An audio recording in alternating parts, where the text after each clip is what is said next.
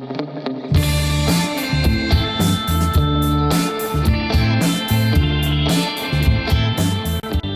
pourrait penser que l'horizon a été repoussé au maximum, que nos cartes sont complètes. De quoi faire peur aux futurs cartographes. Y a-t-il encore quelque chose à cartographier? Pour répondre à cela, examinons la vie des dragons depuis les premières civilisations.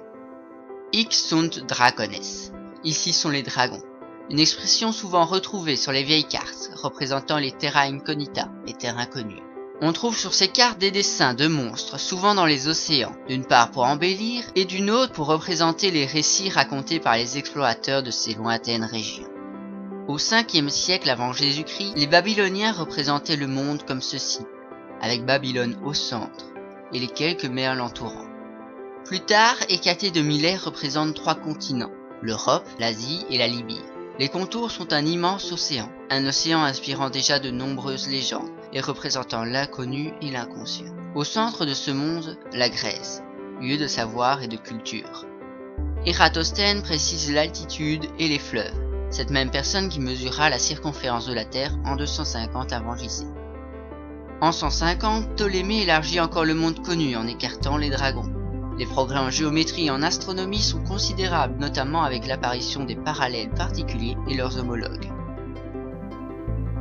Les Romains perdent la plupart des cartes grecques, qui seront conservées au Moyen-Orient. Ceux-ci utilisent la cartographie dans un but plus commercial. La carte de Pottinger représente routes, villes, fleuves, mais ne respecte aucune échelle. Cependant, à la chute de celui-ci, les dragons vont revenir en force.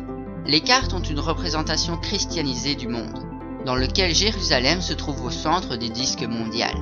Comme dans beaucoup de domaines, le Moyen-Âge sera un retour au barbarisme, et la géométrie du monde sera oubliée. La cartographie en reste là, à son point mort, durant des siècles de terreur, de peur des dragons.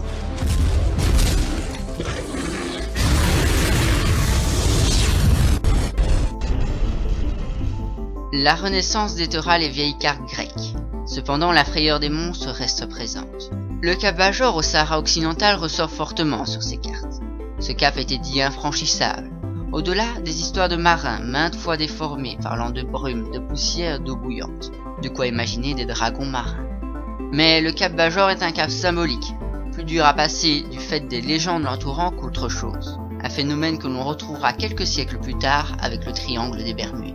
Les Portugais pensaient même que, encore plus au sud, au niveau de l'équateur, l'eau s'évaporait et la peau carbonisait de telle sorte que la peau devenait noire.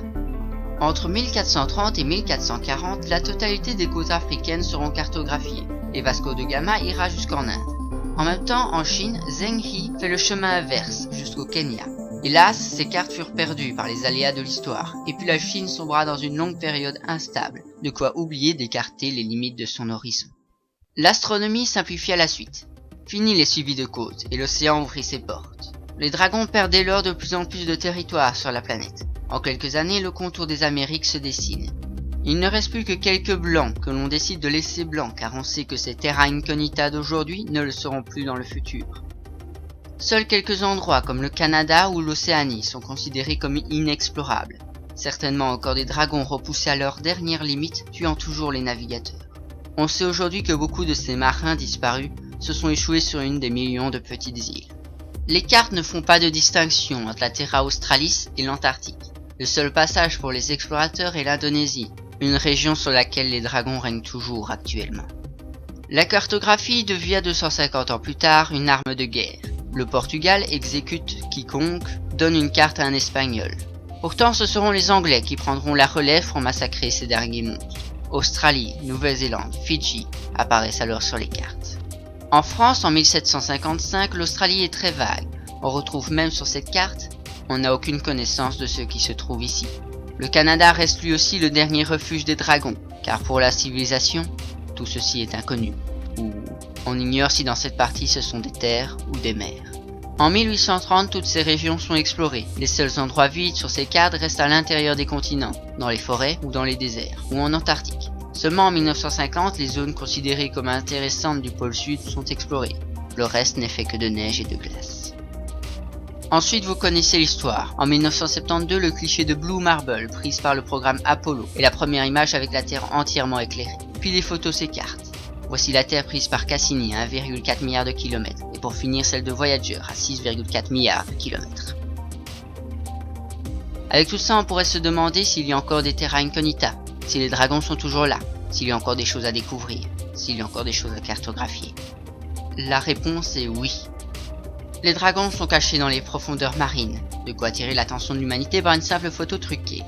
Les fosses océaniques sont si inaccessibles que moins d'hommes y sont allés que dans l'espace, ou que sur la Lune. Les dragons se sont aussi envolés vers les cieux. Nous sommes en pleine étude de notre univers, mais nous le connaissons si peu. Même si la Lune est plus explorée que la plupart des fonds marins, elle reste à peine touchée. Et Mars le sera peut-être aussi, mais une fois les premières rencontres avec l'astre passées, l'intérêt diminue vite. Et si on réfléchit un peu plus, on peut constater que les dragons sont bel et bien toujours présents sur des îles inexplorées. Ils sont même immenses au point que l'on passe à côté d'eux. Leur crête reste ébauchée, leur bouche inexplorable, et leurs intestins inconnus. Voilà, merci d'avoir regardé cette vidéo. N'hésitez pas à mettre un pouce bleu et à vous abonner. À bientôt.